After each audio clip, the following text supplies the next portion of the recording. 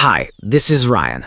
Last October, the WD Blue SN5100 4TB drive carried a $300 sticker. I pulled the listing this week, $475. Same drive, same box, 10 months. And here's the part that should bother you. That's the cheap one. That's the best deal out of 5 I'm about to walk you through in a market where the average price per terabyte has climbed about 220% in a year.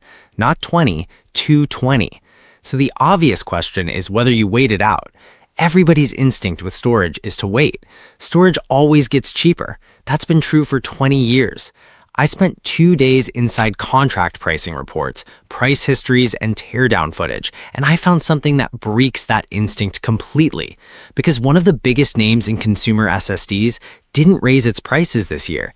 It left, just walked away from you mid-shortage with the product selling for record money.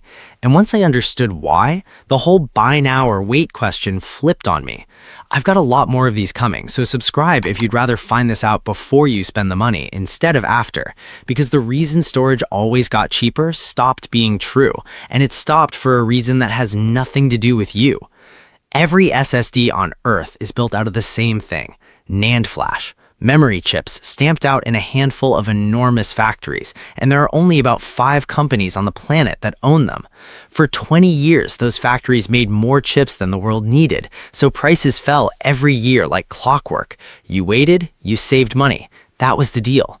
Then the AI build-out arrived and ate the factories. Here's the number that reframed all of this for me. Enterprise SSDs, the drives that go into data center racks, not desktops, now take somewhere around 60% of all NAND produced on the planet. They're the biggest single use of flash memory in the world now, first time that's ever been true.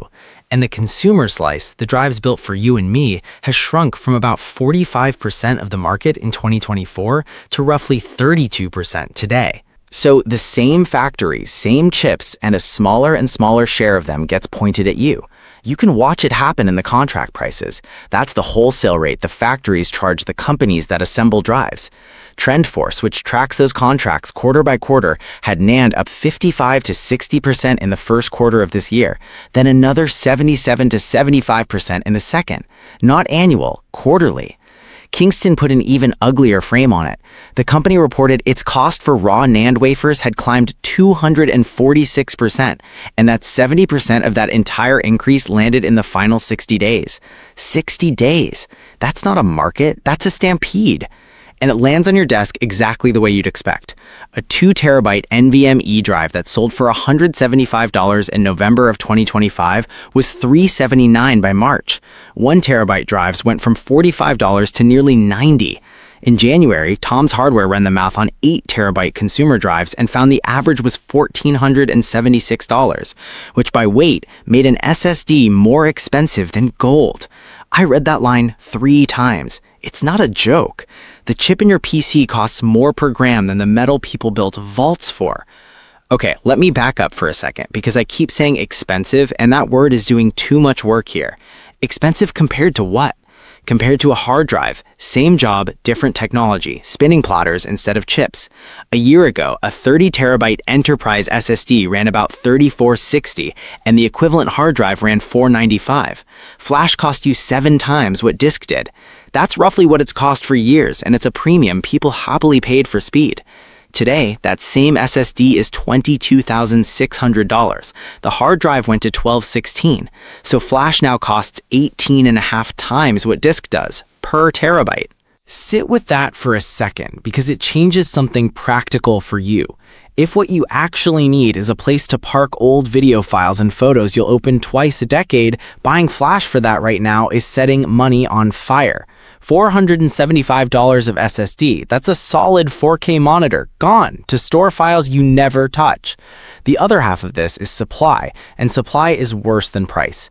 Western Digital CEO told analysts the company was sold out for the entire calendar year, not low on stock, sold out, with firm purchase orders from its biggest customers running into 2027 and 2028.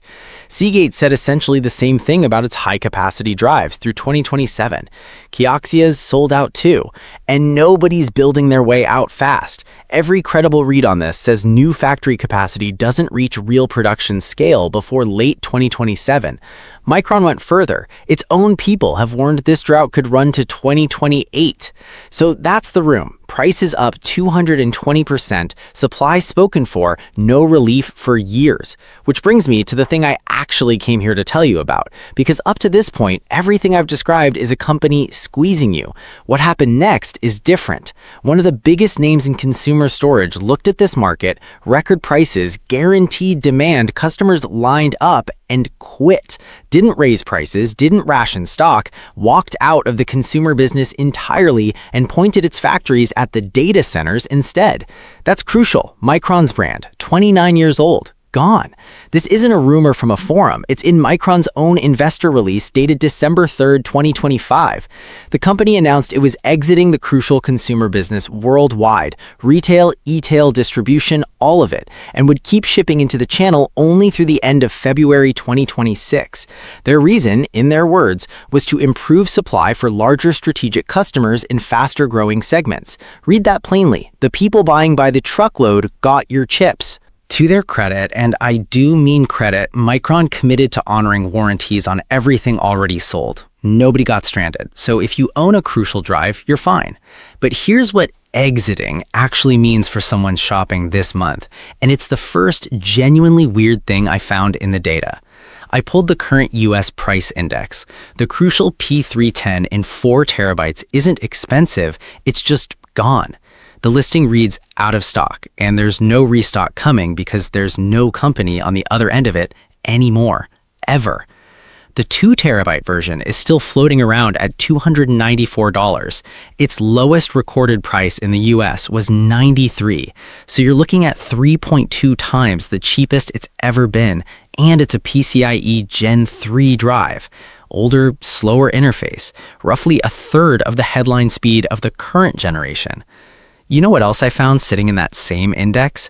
A current generation Gen 4 2 terabyte drive from Silicon Power, $249. So the dead brand's older, slower drive is asking $45 more than a newer, faster one that's still in production. You're probably thinking that has to be a mistake or a stale listing. Yeah, I thought that too, and I went looking for the catch. There isn't one. That's just what scarcity does to a shelf when the supplier stops existing. The price stops describing the product and starts describing the panic around it, which is the exact moment I stopped trusting the sticker on any of these drives and started reading the spec sheets like they were hiding something. They were. On one of the 5 drives I'm recommending to you, the storefront is describing a chip that isn't inside it. Start with the drive itself, because the drive is genuinely good, and I want to be fair to it before I take it apart.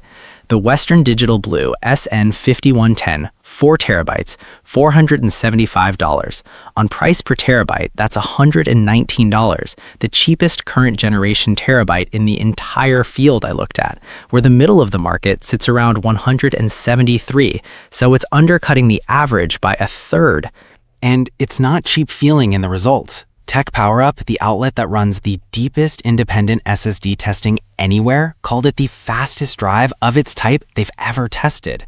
In real-world workloads, it lands within 4% of the flagship WD Black drives. It matches or beats the old Samsung 980 Pro and the Kingston KC3000, drives people paid premium money for. It's also the most power efficient of its class they've measured by a wide margin. That's a real case.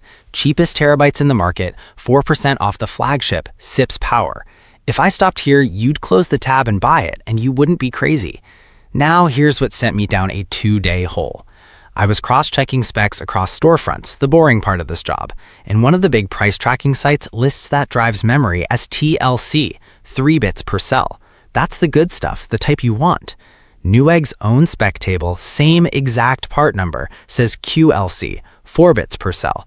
Those can't both be true. So I went to the teardowns because teardowns don't have a marketing department. Two independent ones plus Tech PowerUp's own component breakdown all agree the chips inside are Kioxia Beaks 8 218 layer and they are QLC. Every capacity of that drive, not some, all of them. One storefront is telling you this drive has the premium memory. It doesn't. And I don't think that's a conspiracy. I think somebody filled in a spreadsheet cell wrong and nobody checked. But that's the point. The wrong number is what you'd shop on. It's sitting right there in the spec field where you'd look, and it is not what's in the box. All right, so why should you care what's in the cell? Let me get rid of the jargon. Think of a memory cell like a parking space. TLC parks 3 cars in it, QLC 4.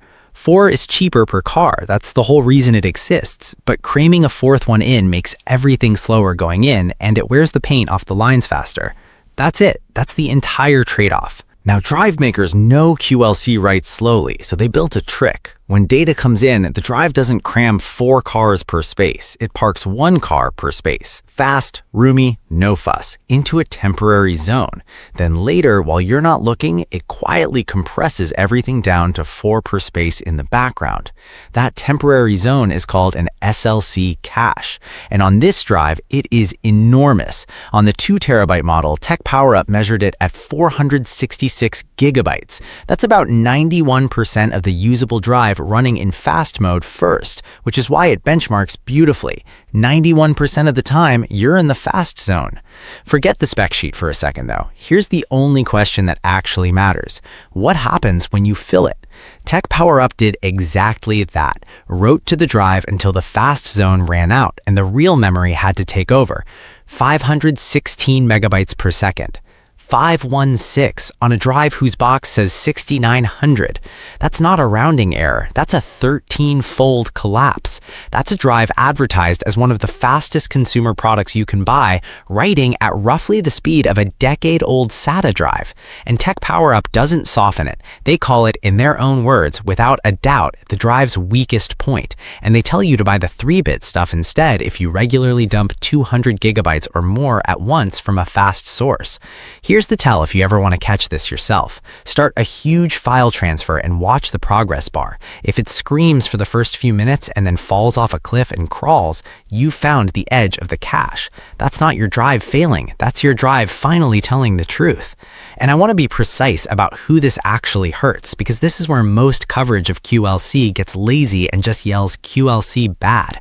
If you download games, this never touches you. Your internet is the bottleneck, not the drive. A gigabit connection maxes out around 125 megabytes per second, so you'd need to be 4 times slower than that cliff before you'd even notice. You will genuinely never see it. If you offload camera cards, edit video, or move big project folders off a fast external, you will hit it constantly every single week, and you'll spend a year assuming your new drive is broken.